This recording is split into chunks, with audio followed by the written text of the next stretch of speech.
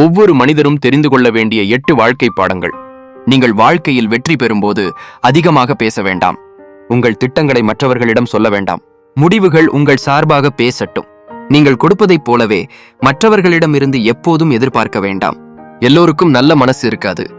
சில நேரங்களில் முன்னோக்கி நகர்வதற்கான சிறந்த வழி திரும்பி பார்ப்பதை நிறுத்துவதுதான்.